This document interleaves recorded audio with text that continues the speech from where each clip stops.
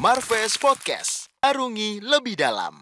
Hai tim Marves, kembali lagi di Marves Podcast dengan saya Ayara Oktaviani. Dan kali ini saya ditemani oleh dua teman-teman dari Himpunan Mahasiswa Ilmu dan Teknologi Kelautan Indonesia. Halo, selamat datang di Kemenko Marves. Halo Mbak. Oke, sebelumnya mungkin boleh perkenalan diri dulu ya dari kamu. Dan kamu sebutkan nama, asal universitas dan jabatannya apa nih di Himitek Indonesia? Boleh. Silahkan. Cewek dulu apa cowok dulu? Boleh, silahkan. Ladies first perempuan dulu ya Ladies mungkin. Oke, terima kasih Kak atas kesempatannya. Halo semuanya, perkenalkan saya Anissa Pratiwi, biasa disapa Tiwi. Saya berasal dari Bangka Belitung dan dari Universitas Bangka Belitung jurusan Ilmu Kelautan. Saya di Himitek Indo sebagai koordinator wilayah 2, menemani Kak Jani. Oke, baik, terima kasih. Sebelumnya perkenalkan saya Ridwan Rafsyan Jani. Saya dipanggil banyak orang biasanya dengan Jani, Mbak. Okay. Ya, saya dari Universitas Riau, jurusan Ilmu Kelautan tentunya. Dan saat ini alhamdulillah saya menjabat sebagai Sekretaris Jenderal Himpunan Mahasiswa Ilmu dan Teknologi Kelautan Indonesia. Jadi kalau di himpunan kami Sekjen itu pimpinan tertingginya, Mbak. Ya. Keren banget ya organisasi ini. Oke. Nah, untuk Marves Podcast kali ini kita akan membahas mengenai konsep pembangunan kemaritiman dalam perspektif anak muda nih. Ada perwakilannya. Nah, sebelum kita masuk ke dalam topiknya ya, aku mau tahu dulu sih sebenarnya apa sih alasan kalian atau motivasi kalian, apa yang membuat kalian interested untuk masuk ke jurusan ilmu kelautan? Mungkin boleh dari Jani dulu. Ya, sebenarnya simple ya Mbak. Kita tahu bahwasannya Indonesia itu, ya ini jawaban lumrah biasanya yang sering kita dengar. Maksudnya kita tahu bahwasannya Indonesia itu memang negara yang luas wilayah daratannya itu lebih kecil daripada luas wilayah lautannya itu sendiri. Jadi ketika kita melihat bahwasannya daratan itu udah dibangun dengan sedemikian rupa, masih ada lahan loh. Ibaratnya laut itu lahan basah gitu. Kenapa tidak kita jadikan kesempatan, peluang untuk mencari pekerjaan dan ya sekalian membangun di wilayah lautan itu sendiri. Itu simpelnya sih jawabannya. Mungkin Kalau dari saya, karena saya itu orangnya hobi berwisata ya Kak. Jadi terlebih khususnya di Bangka Belitung sendiri, kita tahu pantai dan pulau-pulaunya sudah terkenal lah akan keindahannya. Jadi saya hadir sebagai mahasiswa ilmu kelautan itu ingin mengangkat dari pulau yang ada di Bangka Belitung sendiri untuk memperkenalkan kepada Indonesia bahwa Bangka Belitung itu indah gitu. Jadi saya ingin mengangkat wisatanya seperti itu sih Kak. Oke, motivasi yang sangat menarik ya dari dua-duanya, tentunya dari berbeda perspektif. Ya. Ya. Oke. Nah, kita masuk langsung ke pertanyaannya mungkin ya. Nah, Sulit-sulit nih pertanyaannya Mbak. Enggak dong. Pasti bisa kok jawab semuanya. Oke, pasti siap. bisa jawab. Yang pertama itu mungkin konsep pembangunan kemaritiman menurut teman-teman dari Himitek Indo itu sebagai anak muda itu seperti apa sih konsep pembangunannya? Kalau dari kami sendiri ya, sebenarnya sebelum kita membahas pemuda ya Mbak ya, mungkin boleh sedikit menceritakan apa sih itu pemuda gitu kan. Ya, pemuda itu kita tahu generasi muda adalah warga atau manusia gitu yang dikelompokkan dalam usia 17 sampai 30 tahun. Ya, itu artian singkat dari pemuda itu sendiri sebenarnya. Namun kalau dibawa dalam artian yang lebih luas lagi, ketika diksi pemuda itu lebih dibawa ke luas lagi, kita bisa melihat bahwasannya pemuda itu bukan hanya dalam pengelompokan umur. Kami percaya bahwasannya pemuda itu terbentuk juga karena pola pikir. Ya, yang terjadi pada saat ini juga banyak pemuda yang berpikiran tua. Tua dalam artian bukan tua yang gak baik ya Mbak, maksudnya pemikiran lama gitu. Yang kami inginkan saat ini adalah pemuda yang memang berpikiran visioner, yang pemuda. Ya, di sini juga bisa terlihat konsep pembangunan ya Mbak. Jadi pemuda itu saat ini sebenarnya menginginkan konsep pembangunan terkhususnya di bidang maritim itu dimulai dari yaitu namanya memperbaiki sumber daya manusia itu sendiri. Karena terjadi ketimpangan yang mungkin nanti saya paparkan di beberapa pertanyaan lanjutannya, Mbak. Itu ada beberapa ketimpangan dari pembangunan sumber daya manusia itu sendiri untuk bisa masuk ke dalam konsep struktural pembangunan maritim itu sendiri gitu. Ya, belibet ya Mbak kayaknya. Iya, cuma nanti akan kita kupas lebih dalam lagi di pertanyaan-pertanyaan selanjutnya. Ya, itu kesimpelnya deh gitu. Oke, dari kamu? Kalau dari saya menanggapi tentang pembangunan kemaritiman ya. Jadi benar apa yang dibilang saudara Diani ya. Untuk pemuda itu coba kita menjadi leadersnya. Jadi kenapa kita menjadi leaders? Karena di tahun 2045 kita lah calon-calon generasi pemimpin penerus Indonesia gitu. Jadi dengan adanya pemuda itu kita akan tahu arah gerak dari pembangunan kemaritiman Indonesia ini akan seperti apa. Apakah sesuai dengan apa yang kita impikan? Hanya kita yang tahu. Dari teman-teman mahasiswa nih, dari Jani dan Tiwi, menurut kalian berdua nih, apakah udah ada pengelolaan potensi maritim Indonesia yang dilakukan dan memang terlihat ada hasilnya dan progresnya? Nah, itu menurut kalian apa nih? Kalau dari kami sendiri untuk pengelolaan itu sendiri atau pembangunan sendiri ya sudah ada Mbak.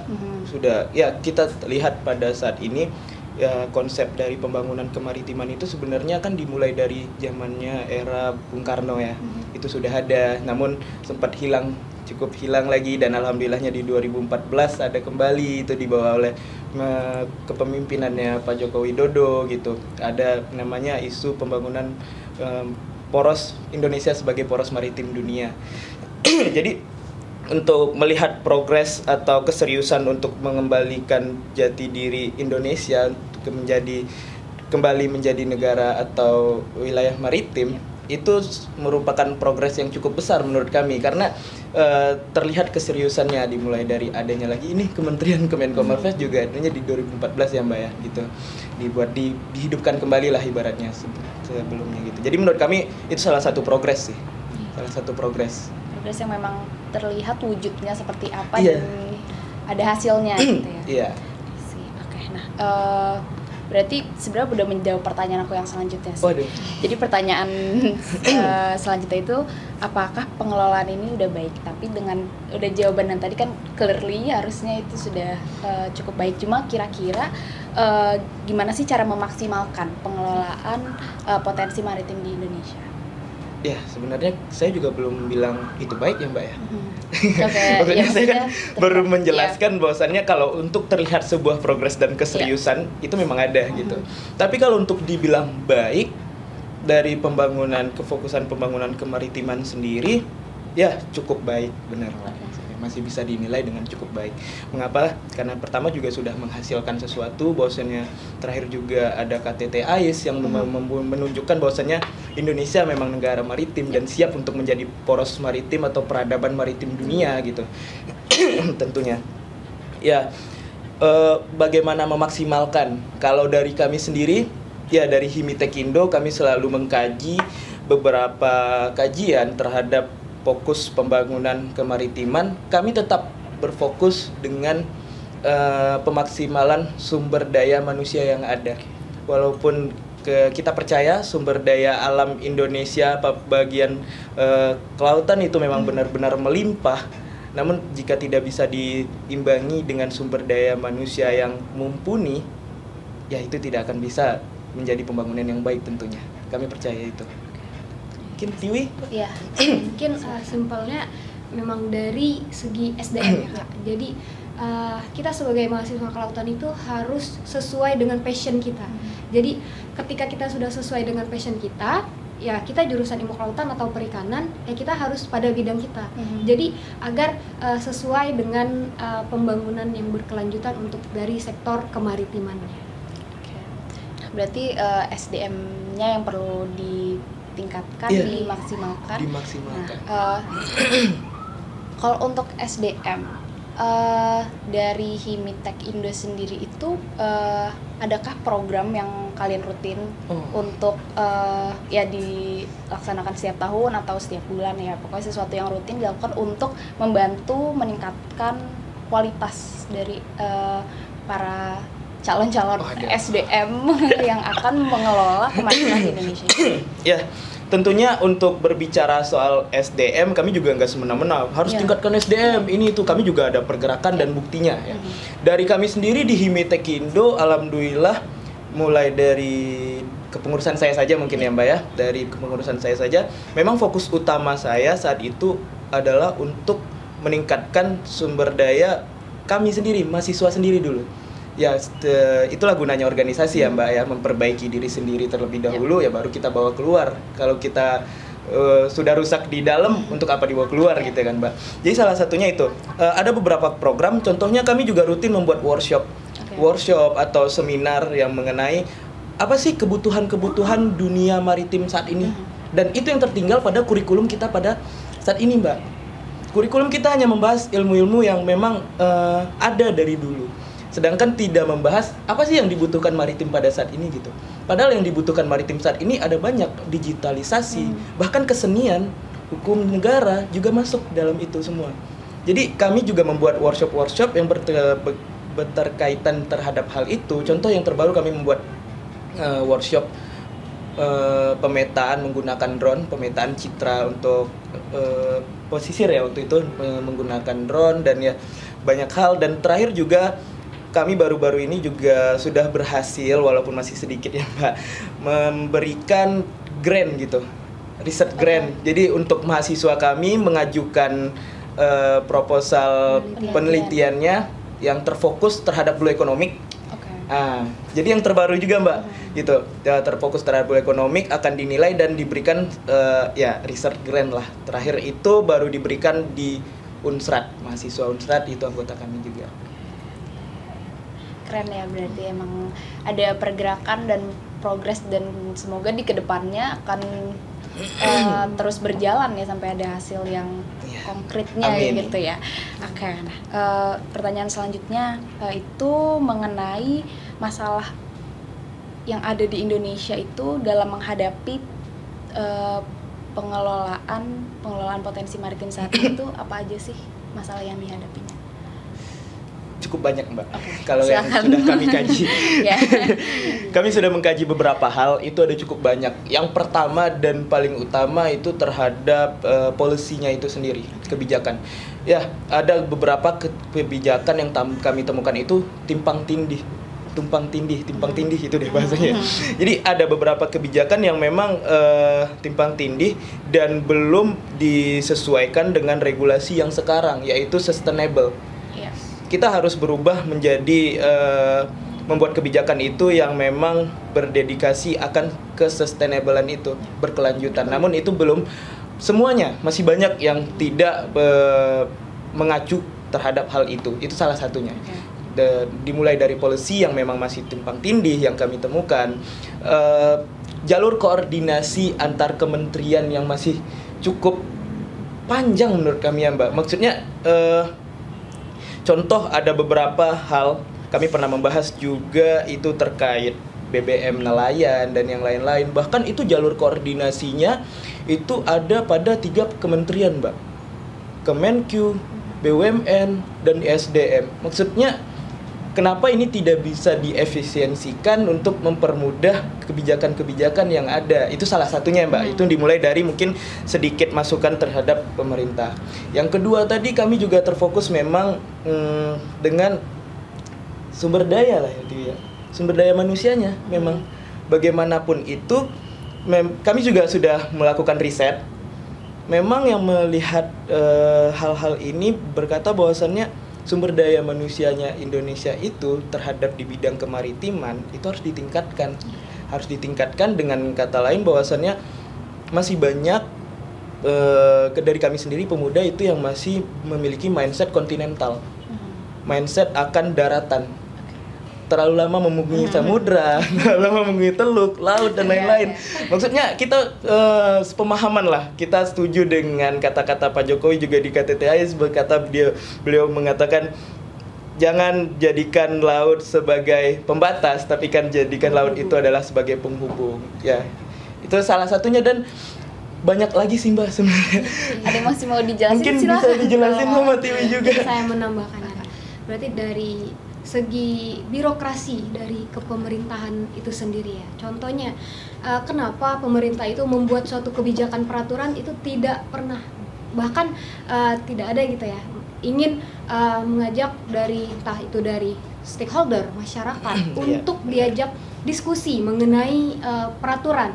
Alangkah baiknya kan seperti itu. Jadi pemerintah bisa mendengarkan suara dari masyarakat, keresahan dari masyarakat itu inginnya seperti apa, agar tidak ada yang namanya aksi gitu dari baik itu dari mahasiswa ataupun dari masyarakat itu sendiri.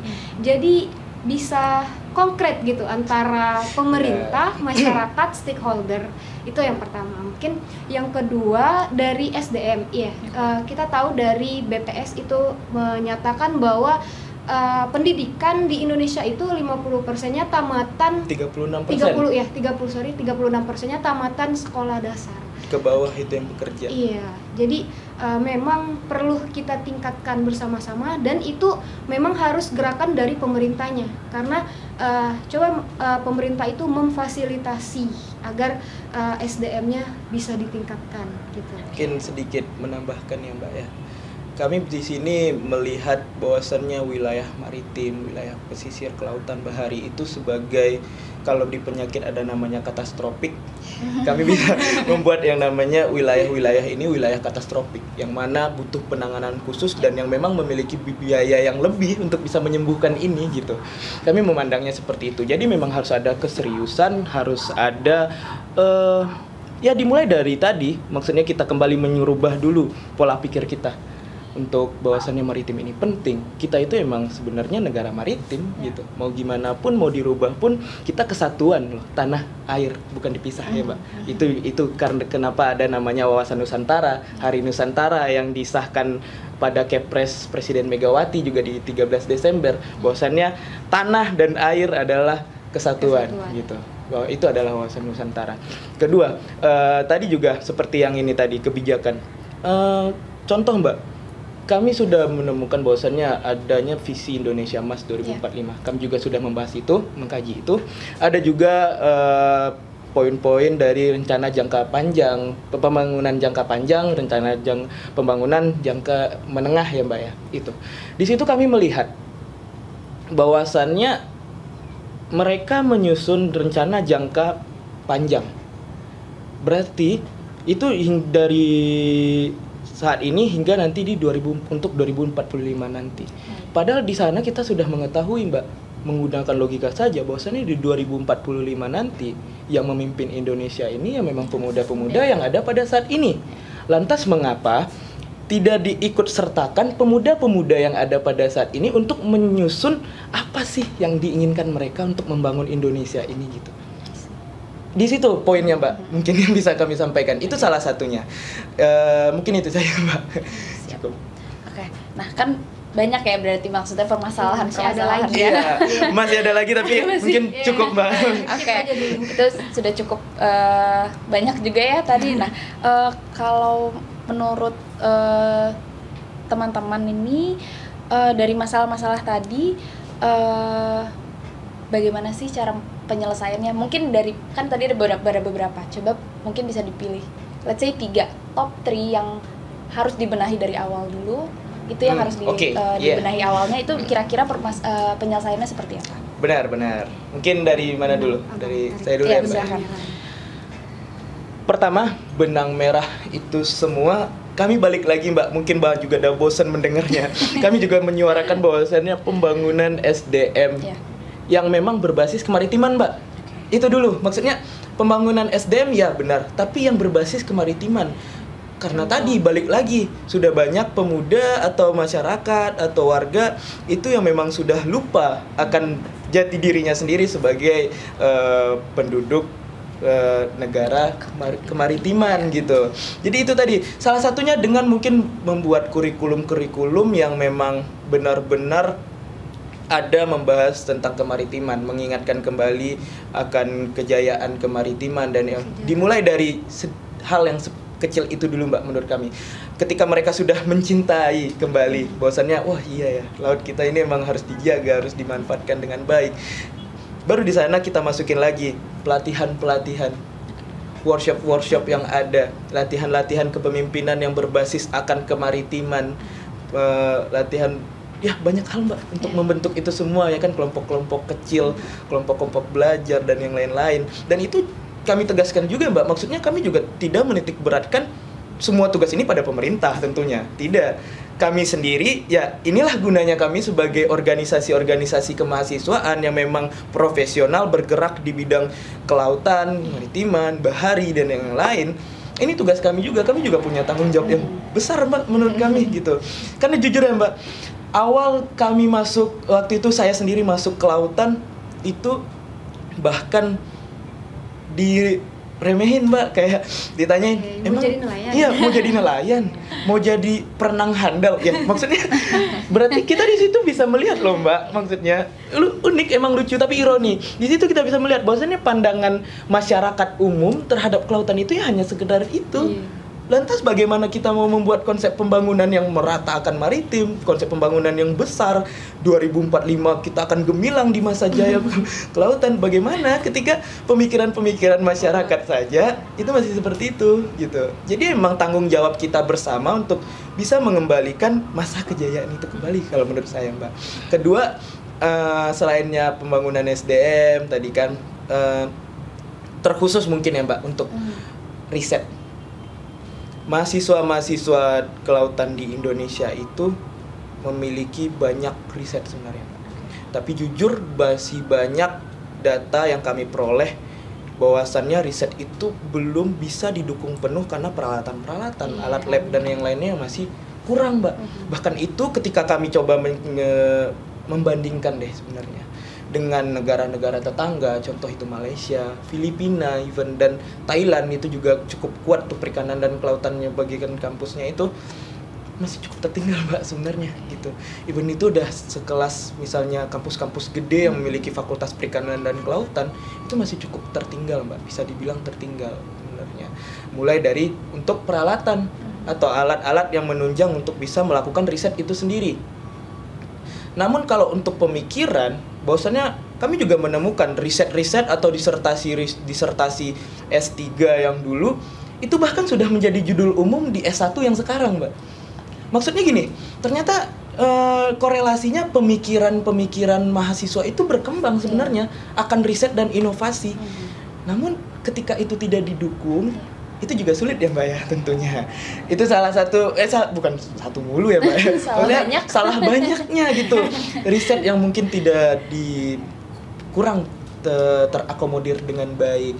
Mungkin saya harap mungkin ke depannya mungkin ya Mbak ya, kami juga menyuarakan ini adanya pusat riset nasional kelautan yang mungkin bisa diletakkan di pulau-pulau besar Indonesia sebagai perwakilannya. Karena jujur ilmu kelautan atau prodi ilmu kelautan ini sendiri itu kan ada 5 yang tertua. Itu mewakili dari laut atau daerah tempat yang ada di Indonesia itu sendiri gitu masing-masing. Jadi kenapa tidak ada sebenarnya? Itu salah satunya juga Mbak. Dan mungkin ya kalau birokrasi ya so-so lah ya Mbak ya. Maksudnya itu masih bisa itu juga tugas kami sebagai agent of change, control dan lain-lain gitu. Oke, mungkin saya izin menambahkan ya Kak, bagaimana cara solusi dari kita. Mungkin yang pertama kita bisa membuat sekolah pergerakan tentang kemaritiman, yang dimana isi sekolah itu adalah pemuda, masyarakat, ataupun fresh graduation yang baru lulus dari prodi perikanan dan ilmu kelautan. Nah, di sana juga bisa mereka mensosialisasikan tentang kemaritiman ini. Jadi agar masyarakat yang belum paham akan kemaritiman itu bisa interest dan awareness gitu kan. Jadi kita bisa pencerdasan lah di sana. Terus yang kedua itu kita pengen juga nih request untuk buka wadah kepada fresh graduation untuk menjadi kayak narasumber lah. Jadi diundang ke sekolah-sekolah ataupun universitas agar pelajar dan mahasiswa itu juga paham tentang kemaritiman gitu. Jadi kayak kita kuliah lah 2 SKS atau 3 SKS, ataupun boleh ditambahkan praktikum di sana atau langsung turun ke laut. Dan yang ketiga balik lagi ke leaders of change. Jadi itu menurut saya juga sebagai solusi ya, karena untuk sebagai agen itu udah banyak ya Kak. Seperti agen pulsa, agen gas. Nah, jadi Benar. asal jangan agen deposit. Jadi nah, jadi ketika kita menjadi leaders, kita bisa menggenggam dunia ini. Dan ketika kita sudah menggenggam dunia, kita tahu kita ingin dunia ini seperti apa gitu sih Kak. Mungkin menutupnya dikit, sebenarnya yang diinginkan, yang kami lihat dari hal-hal ini adalah ketika sumber daya manusianya sudah dikelola dan dipersiapkan dengan baik, karena berbicara soal pengembangan maritim itu memang berbicara soal high tech, high risk, dan high investment. Di sana tuh emang butuh banget nih orang-orang yang memang mengerti dan bisa untuk melakukan hal-hal ini gitu. Jadi ya tadi ketika itu semua sudah dipersiapkan, kita yakin kok pembangunan maritim Indonesia itu benar-benar bakal maju, benar-benar bakal berhasil, dan Indonesia bakal jadi pusat peradaban maritim dunia gitu, seperti dulu-dulu pastinya. Oke. Nah, menurut teman-teman nih, bidang atau aspek apa sih yang paling berpengaruh untuk mendorong Indonesia kembali menjadi poros maritim dunia? Mungkin bisa dijelaskan, kemarin udah sempat melakukan survei benar. Nah, mungkin bisa dijelaskan hasilnya itu bagaimana mana, dan pendapat dari teman-teman sendiri gimana? Oke, tentu karena kami mahasiswa juga kami berbicara itu by data, by riset gitu. Gak mungkin kita ceplos bahaya dong ya Mbak ya. Jadi sebenarnya terkait apa sih yang memang menjadi utama gitu ya Mbak, permasalahan utama yang memang harus diperbaiki gitu? Lebih ke bidang yang berpengaruh. Pertama, dunia itu berkembang, jadi hasilnya memang sesuai dengan itu. Yang diinginkan yang tertinggi itu adalah bidang teknologi. Inovasi, riset, dan teknologi. Itu yang memang dibutuhkan, karena bagaimanapun ketika kita mengingat masa lalu maritim, kejayaan maritim, sekarang memang sudah berkembang. Kita emang harus untuk bisa mengejar hal itu semua dengan riset, inovasi, dan teknologi. Berarti teknologi ya yang teknologi, bidang teknologi deh teknologi. Gitu. Oke. Nah, mungkin selain teknologi, karena tadi udah disebut beberapa kali, dari SDM-nya juga perlu dong. Iya, tentu. Kan itu selinear Mbak, pastinya sejalan. Oke. Nah, dari teman-teman Himitek Indo, udah ada persiapan belum sih untuk menjadi bagian daripada roda penggerak visi Indonesia menjadi Indonesia Emas di tahun 2045, terutama ya di bidang kita lagi bahas sekarang adalah di bidang kemaritiman. Gimana nih menurut teman-teman? Kalau dari data juga ya Mbak, dari 2.788 responden se-Indonesia itu mengatakan siap menjadi sebagai penggerak untuk menyukseskan visi Indonesia Emas 2045, terkhususnya di bidang kemaritiman. Dan ya tentu saya sebagai pimpinan tertinggi di organisasi ini dan sebagai mahasiswa kelautan, saya memang juga harus siap Mbak. Dengan apa? Pertama, mungkin mempersiapkan diri kami sendiri gitu. Kami tidak melulu menyalahkan pemerintah, tidak melulu menyalahkan akademisi, tenaga pengajar dan lain-lain, tapi kami juga menyalahkan diri kami sendiri juga, bagaimana kami bisa menyiapkan skill atau hal-hal yang memang dibutuhkan pada saat ini. Persiapan yang dilakukan, contoh, sekarang memang banyak yang namanya pemetaan dan hal-hal lain-lain yang terkait digitalisasi, pemodelan arus laut dan yang lain-lain itu. Ya tentu kami harus mempelajari hal itu, meningkatkan skill, kapasitas diri kami masing-masing. Ketika itu sudah kami tingkatkan dan kami rasa ya kami sudah cukup, namun lapangan pekerjaan atau hal-hal yang mendukung untuk itu tidak ada, baru kami menyalahkan pemerintah tentunya.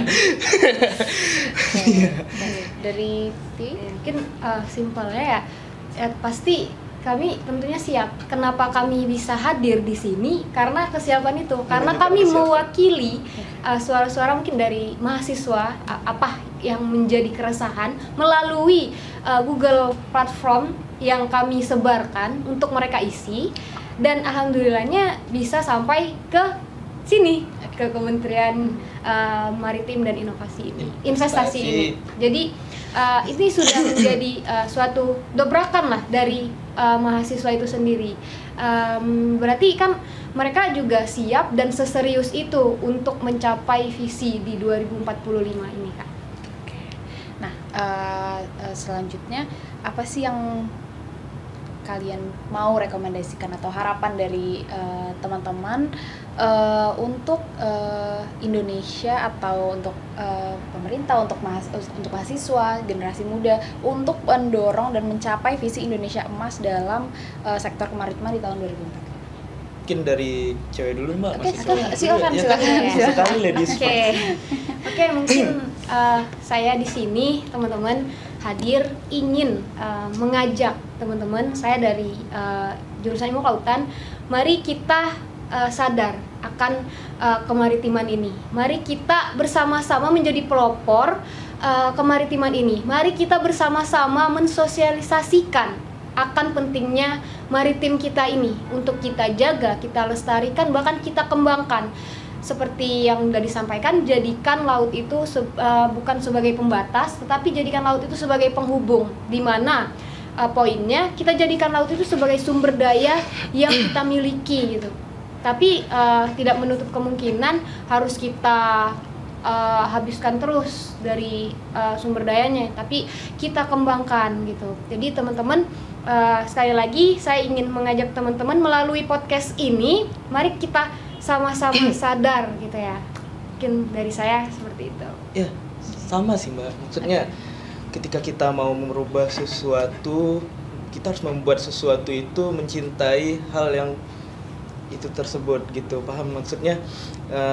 Ya benar yang diajak Tiwi tadi, untuk pemuda, untuk masyarakat. Ayo mari sama-sama bahwasannya kita kembali lagi nih ke fitrah kita lah bahasanya sebagai masyarakat maritim. Ya dari dulu juga dari zaman Majapahit, Sriwijaya, kerajaan-kerajaan besar yang mengeksplorasi dunia itu juga lewat laut.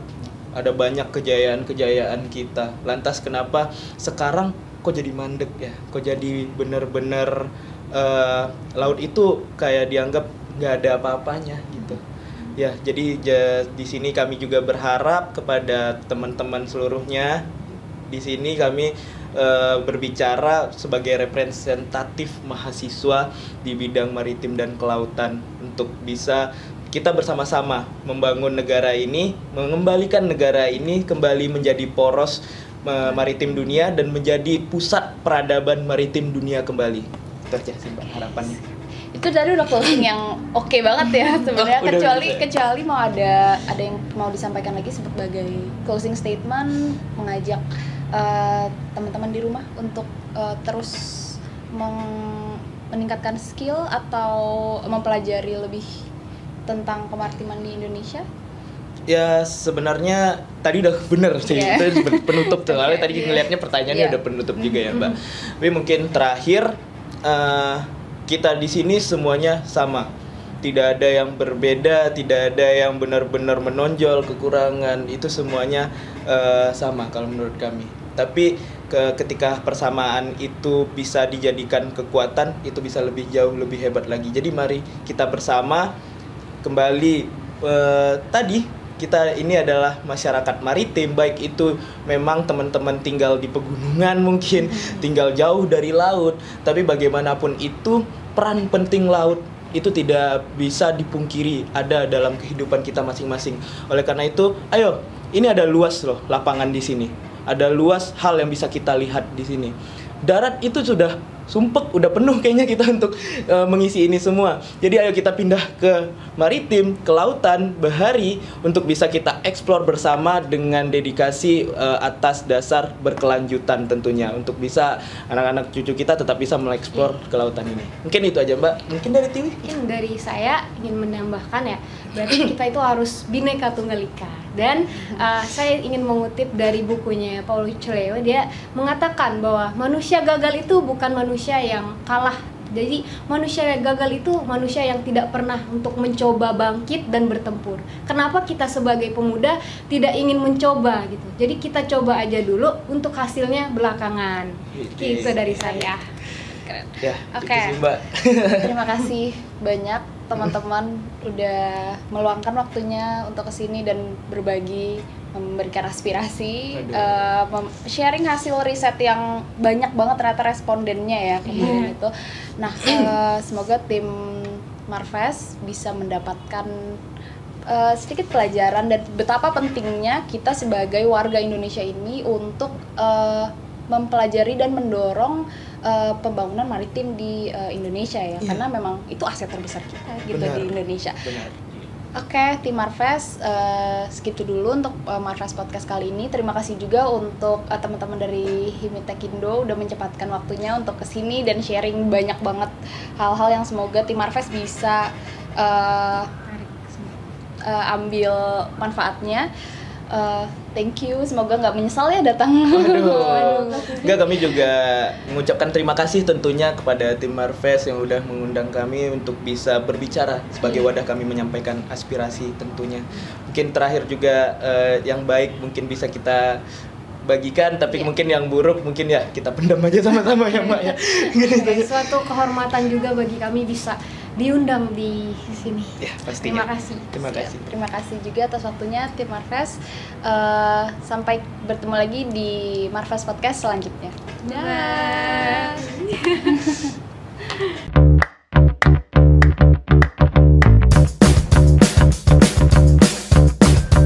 Marves Podcast, arungi lebih dalam.